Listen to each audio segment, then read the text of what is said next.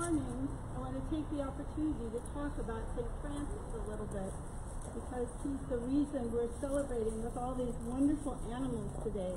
It's so nice to see so many of them.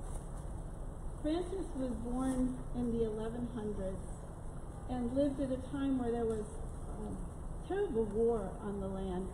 Many of the city-states were fighting with each other. And he went to war against Perugia, and not only did he lose, he watched friends die on the battlefield, and he also ended up captured, and so spent at least the next year in a prison, which meant he was in a dungeon underground. And that time profoundly affected him.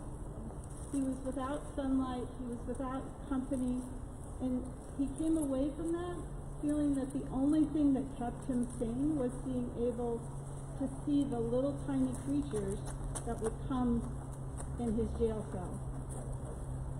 After he left, he wasn't sure about what he would do. He decided, for a long time, he wandered around, he wasn't sure. He thought maybe he should go back to being a prince again and he could fight in battles, and that didn't work. And he eventually decided that none of this appealed to him, and he was just drifted for quite a while because he didn't know what to do.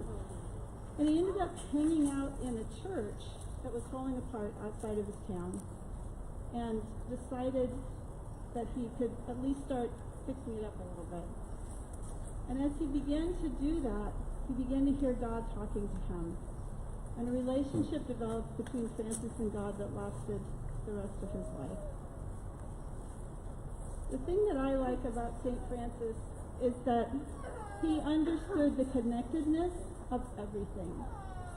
He was profoundly aware of the fact that not only were we connected to each other, but we were also connected to all living things. And he took that so seriously that when people began following him, as they did, and he started forming his order, he sent out the men in his order to different nations and to different, well, they were city-states, and to different city-states and different religious groups to live with them so that they could know who they were and that they could get to know him.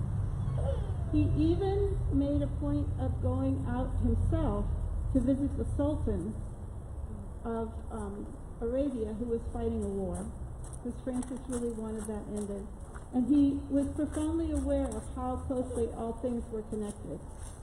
So I'm thrilled that we get to have our animals here today, because I know for all of us it's very important to be able to have that connection.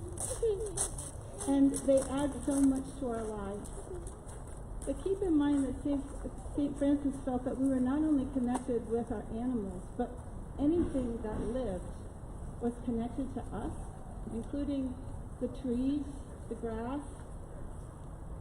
Whatever was alive was part of the universe, part of God's gift, and that part of our job was to take care of all of it.